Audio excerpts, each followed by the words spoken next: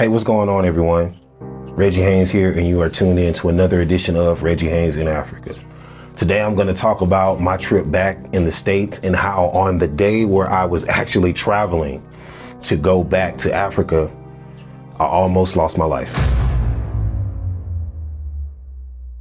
So I'm waking up in the morning. Flight is already booked. Everything is good.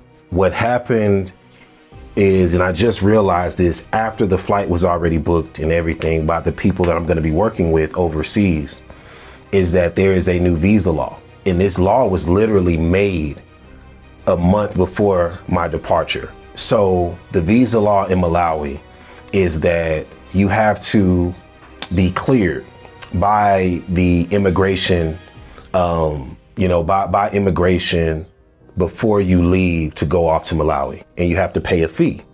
So I ended up, staying up all night, discussing with, my family, hey, how can I, get through this? And I ended up reaching a few people who are very, they're very powerful in the immigration department within Malawi, and they let me know, hey, everything's going to be fine. So I'm not worried about that anymore.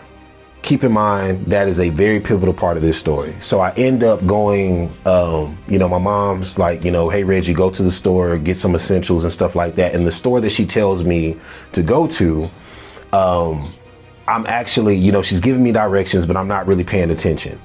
I ended up leaving the house and then, going back into the house because I forgot my equipment because I wanted to shoot a video talking about how much I, have enjoyed being back home in the States after being away for so long. And I'm filming this and I'm not even really focusing on the directions that my mom gave me. I'm just basically playing it by ear. So I don't even turn my GPS on because I didn't want the GPS to distract me from focusing on filming this video. And next thing you know, I end up, the store that I was supposed to go to ends up being to my left, but I don't even have my glasses on and I'm nearsighted. So I see something that looks as if it's the store that I'm supposed to go to. Next thing you know, I go across the street, wait at a long light, and I go across the street and it's not the store. So I have to turn right back around. So I'm stopped at another light and then I actually see the store that I'm supposed to go to. I end up going to the store. And as I pull up in the parking lot, I pull up in a certain way because I'm like, hey, I don't want to be backed in this parking lot. I don't want to move too close to the store. So I pull up. Next thing you know, I see one police vehicle.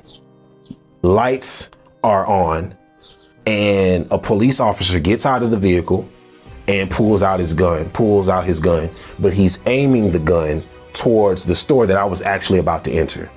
Next thing you know, two other police officers pull to the right of me. Now they're not on me, they're in the vicinity of where I am.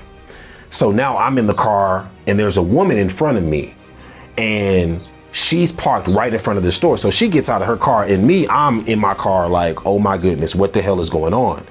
And usually when an officer or officers get out of their vehicle and they pull their guns out, they actually are surrounding the area because this obviously is a potential threat. So the lady, and mind you, the car that I'm in, the windows are tinted. So the lady looks back at my car and she's wondering like, should she go in? Should she stay in? And she got back in her vehicle. Next thing you know, I see all of these police officers start swarming towards the entrance of the store because they were looking at the back. There was a back area that I guess that the perpetrator could have escaped from. And next thing you know, I'm pulling back. I'm like, all right, let me get the hell out of here. A fourth police vehicle pulls up and it's actually pulling up in front of me. And a black officer gets out of his vehicle, very calm, very cool. He stops me, he waves me down, and I roll down my window. And he says, hey, how are you doing, young man? I say, I'm doing fine, sir. How are you doing? And he says, hey, did you happen to see a person wearing a mask come out of this store? And I said, sir, I did not. I pulled up just as your partner did right here. And when I saw that it was obviously a situation, I took the initiative to start leaving. And he said, okay. All right, man, no problem. Have a good day. And I drove off, called my mom, told her the situation. And she even told me, she was like, something told me, because she was about to get in the shower. She said, something told me to call you 3 minutes before that to let you know what, don't even worry about going to that store, go to the other store. But I'm glad that you're safe. In this story, I realized that had I not gone the route that I went, I would have probably been in a situation, because what happened was that store was shut down because about an hour or so later, my mom and I were on our way to the airport, which was not too far away from that location. And we stopped to get something to eat. And we look across the street, and that store that I was at, that parking lot, they shut the whole store down. There was an officer out there letting people know, nope, nobody's going in, so it was obvious that there was a threat. Somebody was robbing that store, and I could have been in the mix. If I had gone to that store, I would have been in the middle of a robbery, and who knows what would have happened right then and there. So I was better safe than sorry. We go to the airport. Everything is nice. We pay for parking. My mom, she's taking me in, to the airport. We're about 2.5, 3 hours early before my flight leaves. Cause I actually love being at the airport 4 hours early, but I was about 3.5 or 3 to 2.5 hours early. We get to the airport and, we weigh all my bags, get them all wrapped up because, in certain parts of the world, they will go through your bags. They will damage your bags. So I always make sure that I always wrap up my bags so that way nobody can tamper with them. So I go to the line and people look at my my boarding pass. The lady at the desk looks at my boarding pass and she says, well, did you get your visa already? And I said, no.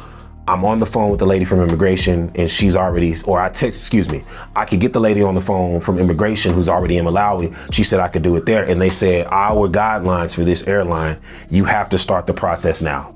So it ended up me talking to the people on the phone. Mind you, I'm in America, so there's a big 8-hour to 7-hour difference.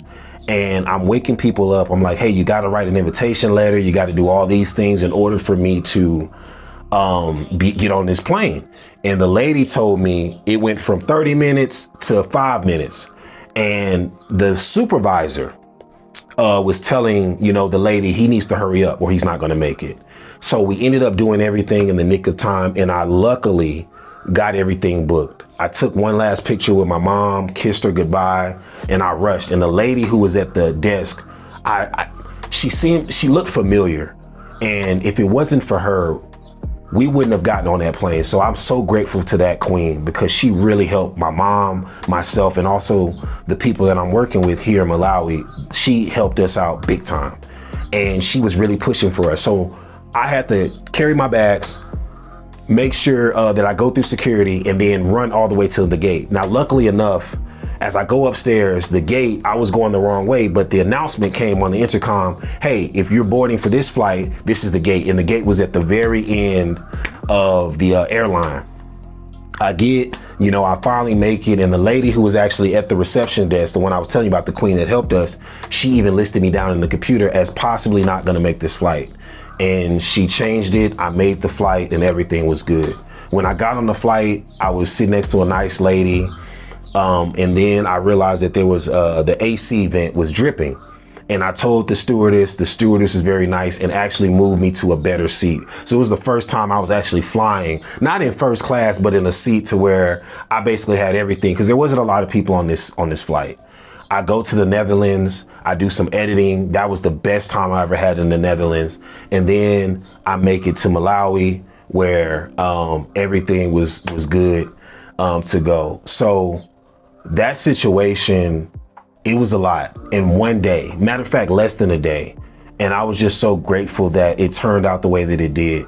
Had I not shot that video, had that lady not been at that reception, or at that desk to help myself and my mother and the company that I'm working with, who knows where I would have been right now. And these are the things that I cherish. Yeah, when I went back to America, I had plans to do movies and different things like that, and it didn't work out. And I'm so grateful for the opportunity.